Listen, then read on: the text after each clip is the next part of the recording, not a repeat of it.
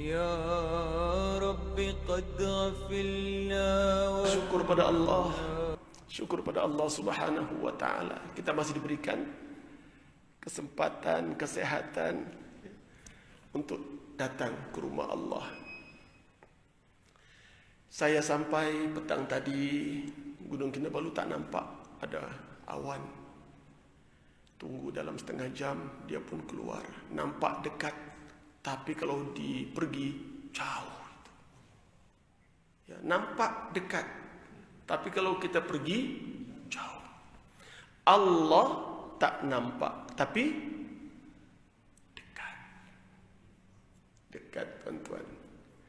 Tapi sebab manusia melihat yang nampak, ya, yang tak nampak dia tak percaya.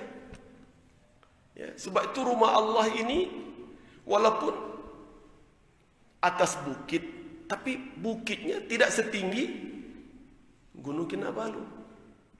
Ya. Maka yang menapak sanggup, ya, menapak kaki untuk datang ke rumah Allah itu punya kekuatan yang luar biasa. Bukan kakinya kuat, Imam. Bukan pinggangnya kuat. Saya masih kuat, saya boleh panjat itu gunung. Saya boleh naik pergi Masjid Jami' Kundasang. Bukan. Yang kuat apanya? Yang kuat apanya? Iman, keyakinan kepada Allah. Tuhan yang tak nampak tadi. Tak nampak tapi dekat. Nampak tapi jauh. Mau yang mana? Mau yang dekat atau yang jauh? Ya, biarlah kita pilih yang dekat dengan kita. Ya. Yang Allah sebut dalam Al-Quran, dia dekat sangat, min hablil warid, lebih dekat, ya, daripada ini urat kita ini. Lebih dekat Allah pada kita. Ya. Maka kita datang ke rumah Allah Subhanahu wa taala karena kecintaan kepada Allah. Ya. Di saat, ya, kita sedang diuji dengan satu musibah yang berat. Apa dia? Kebanyakan masjid ditutup. Di Selangor masih tutup. Ya, kemarin baru keluar peraturan baru. Sembahyang berjamaah 5 waktu hanya untuk EJK masjid 20 orang. Sembahyang Jumaat tambah lagi 30 orang, jadi 50 orang. Ya. Di Kundasang ini bagaimana? 1/3 menurut kapasiti, tak sampai penuh lah. 600 penuh, ya, penuh, ya. Ya, pada saya lah, saudara sekalian, kalau orang tanya saya akan jawab, bukalah masjid. Ikuti SOP, siapa demam jangan masuk masjid. Ya, kita sudah berwudu bersih, insya Allah tidak ada COVID. Sebab itu saya berani salam imam tadi. Ya, kerana bersih. Selepas berwudu terus masuk kemari, selepas berwudu terus masuk kemari, tak pegang sana sini, tak ada. Ya. Ada lagi sanitizer di sana. Ya. Saya khawatir apabila manusia semakin jauh daripada Allah, rumah Allah, hati pun semakin jauh. Hati pun semakin jauh. Akhirnya, mula-mula tak pergi masjid terasa, aduh, tidak sembahyang Jumaat, bagaimana ini? Masuk 2 minggu, masuk 2 bulan,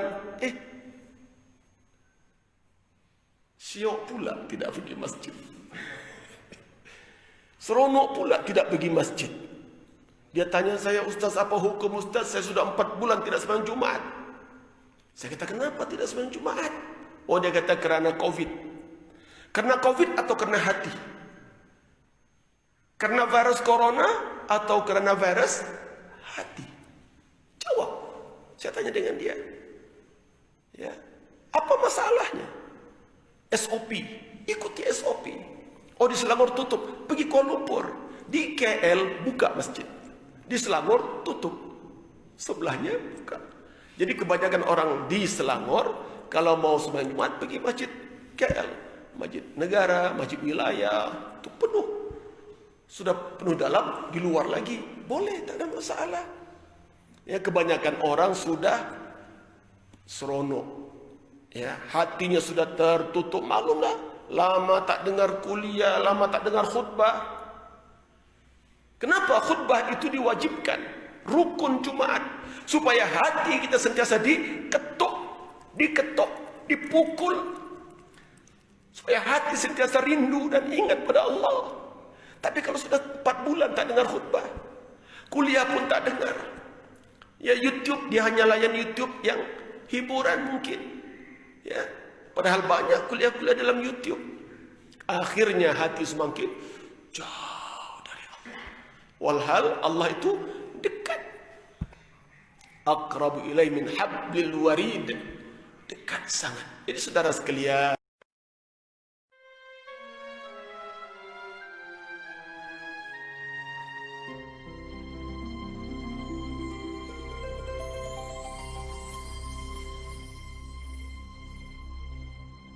يا رب قد غفلنا وكل